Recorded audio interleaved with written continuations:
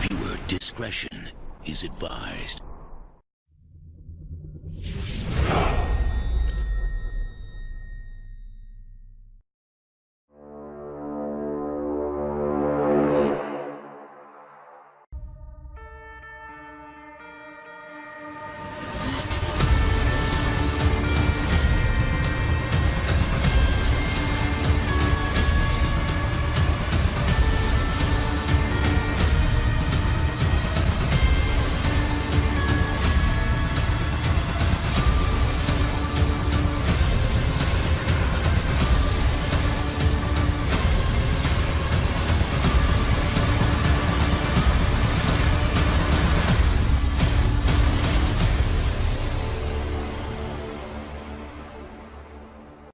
Hello everyone and welcome back to another episode of 3 Geeks Flix. I am the Tech and I was not flying solo last night.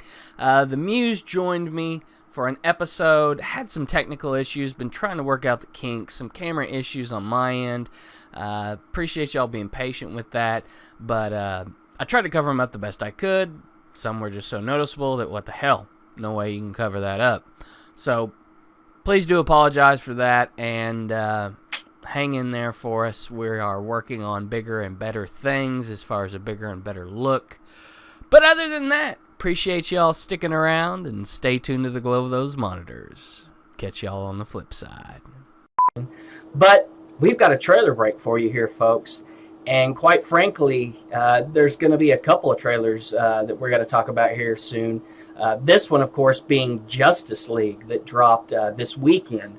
So without screwing around any more than I normally do, as I always do, I look to you, Good News, and say, Justin, give it to me. What you got? Pardon me. I liked it. You liked it? I did like it. So far, it's been my favorite trailer by far. It has been. Okay. Yep. I mean, I'm sure we're going to do a detailed breakdown. What I did like about it, my favorite part, as cheesy as it is the beginning when you see Clark out there and they're playing the Ideal of Hope, the Hans Zimmer theme.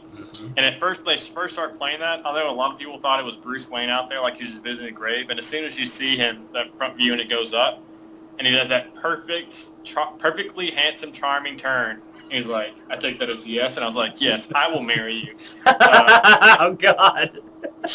No, for real, though. I like how they started off simple, humble, just in the character of Superman, and then from there, it peaks. I felt like the other ones almost rushed a little too much, and I'm glad to focus on the heartfelt moments instead of trying to overload us with, hey, we're funny now, we're not so dark. Like this was perfectly toned, and by far, it's a great trailer. It's the best trailer I've seen for this movie by far. There is hope for me, I'll say that. Yes, and my overall first thoughts is I watched it once, and I was like, okay.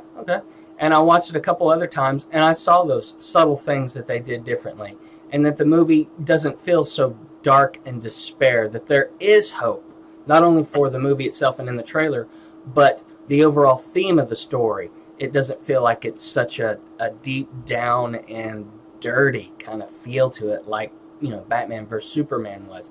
Right. You feel like this is more of a, okay, yeah, we've got a banter. We've got a coming together, and we're going to have some angst. We're going to have some growing pains. I can definitely tell that already. But the tone and the pacing, especially in this trailer, was correct.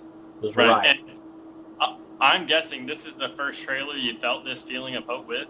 Is that correct? Yes. Is it ironic that it's the first trailer that debuts the Man of Steel at the beginning?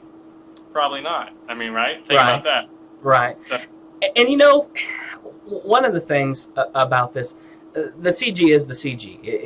It's you can tell it's CG. Yeah. There's a lot of it, and you can tell it's CG. It's not awful. It's okay. It's good. It's not awful. But I think the performances are really what's going to sell us on this. The story will hopefully pull us in and keep us entertained, and to where we're not focusing so much on those small details. But the music, baby. The music, the Bowie. Yep. We Can Be Heroes. Fantastic pick. They have done a marvelous job in picking music for these trailers, and it just continues. And I'm glad to see Joss and the crew still carrying that on, quite frankly. So, yeah, I mean, us talking at length about the music for this trailer was inevitable, as I'm sure most people that review it. Yeah.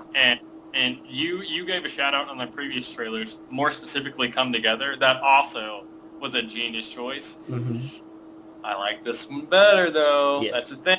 Because the other one, Come Together, was more epic, and it was more like, I don't know, just epic and fighting style. This one, again, is about just that genuine feeling of heartfeltness. And not only is it the perfect trailer, but the way it was done. I mean, it was a cover, and I don't know if it's quite a cover or they just remixed it. It sounds like a cover. It sounds like another guy singing it. Mm-hmm. But subject matter aside, the feeling of the cover in and of itself seemed to go really well with the tone of what they're trying to convey with this trailer specifically. Yeah, absolutely. And I kind of like how they've shown in each of the characters already. You know, Batman, of course, is the head. The Flash, yes. The Flash is going to be your comic relief. Right. It seems like that Aquaman is going to be kind of your rebel.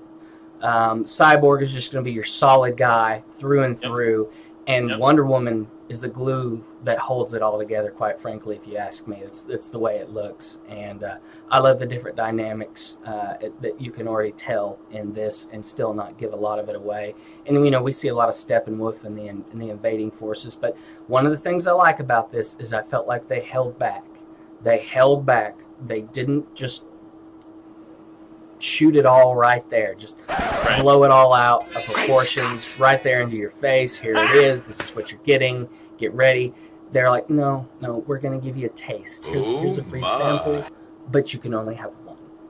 Right. And yeah, so, they didn't do a Batman v Superman trailer 3 with a cave troll coming out of the middle of nowhere. Yeah, the Abomination and Ninja Turtle that had a child together. A love child, yeah. Yeah, I agree completely. And, it's interesting. I like how you kind of categorized when you described all the characters. And I think it's also important. I thought for a second you were going to say Wonder Woman was a heart. And I think you were right when you say she's the glue. She's the glue. With that in mind, I would say, and I think they're doing a great job so far, even up to this point with the previous movies, Superman is the heart, as he should be. Mm-hmm. I mean, that's the thing. So obviously Batman's the strategist, right? You categorize them all perfectly. The Flash is comic relief. I look at Aquaman as kind of the muscle / rebel, he's the Raphael, if you will. Yeah. Yeah, man, I'm excited. This is the one trailer I'm like, okay, I dig this. It's more than it's okay. It's more like I like that. And it's the first so far I can honestly say that about. Okay, well, so how much do you like it? What's your number? I don't know if it's quite a 9 quality. Okay. I can see people saying that. I will give it and I gotta say, if it wasn't for the opening scenes as well as the music and especially the cover of Heroes, I would not like this near as much. But they did it, so I gotta give it to them. Props to them. I will give this an 8.5. Okay. 8.5 from the Muse. The Tech. It took me a couple times, and it grew on me a little more than it did the initial watch. And so, I'll give it an 8.5. At one of my first watch, it was likely lower than that, but the more and more I watched it, the more and more I appreciated what they did and how they held it and how they crafted it. And quite frankly, there is hope for this movie. It seems like that Joss has breathed a breath of life into this, and so whether or not this is the last ensemble that they do for the Justice League and the rest are solo movies, regardless of that fact, or if it's just that's just smoke screen for us to kind of set us up for a surprise later on. I've heard back and forth on that. I hope they do well. They've got it going the right direction, and if this movie is at the very least an 8 to an 8.5, it will be a success. Yeah, and if it's not, for this universe, they need to be an 8.5. Mm-hmm. It needs to be that way. It really does. And I am curious. The only thing I wish, and I know this will probably never happen, but I am curious to see the differentiation between Whedon's cut and Snyder's cut. I like to see what shots exactly Whedon took over. So like that opening with Superman in the field, I want to know, was that a Snyder move or was that Whedon move? Oh no! That's the thing. That would be interesting to know one day, as far as who incorporated what and who shot what, and what got re-shot in itself. Yeah, I don't see them ever doing that because let's say, for instance, they did, and all of the best scenes were like the reshoots. It's really gonna, put a cloud over Snyder. Yeah, and, I mean, and they're not going to do that because that guy's had enough trials and tribulations going on here lately. So. Right, and I wouldn't want to do that so I can like pick on him. I just want to know, like, I want to see which ones were which, just stylistically speaking. Whose vision was what? Yeah, I would agree with you. All right, well. Check us out on Facebook, 3 Geeks Flix. Give us a like, comment, holler, troll us. You don't do Facebook? We've got Twitter. It's at the number 3 Geeks Flix. Flix is, of course, spelled F-L-I-X. So give us a follow there, give us a holler there, and troll there. Folks, get involved. You are the third geek. Get on YouTube. Leave us some comments. Hit the like button. Subscribe. Share it with everybody. Let other people know out there what we've got going on.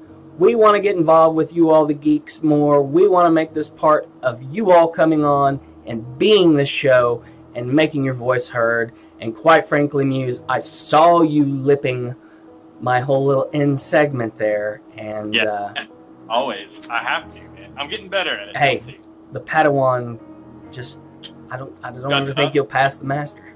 Yeah, the Padawan shuts his mouth. That's what he does. And he does what he's told. That's exactly right. Yes, master. Speaking of Padawans, ladies and gentlemen, Star Wars Episode 8 trailer tonight. Hey, you never know. You never know. Expect a review soon. But other than that, that's for another time, another show. So stay tuned to the glow of those monitors, and we'll catch you next time. Good night.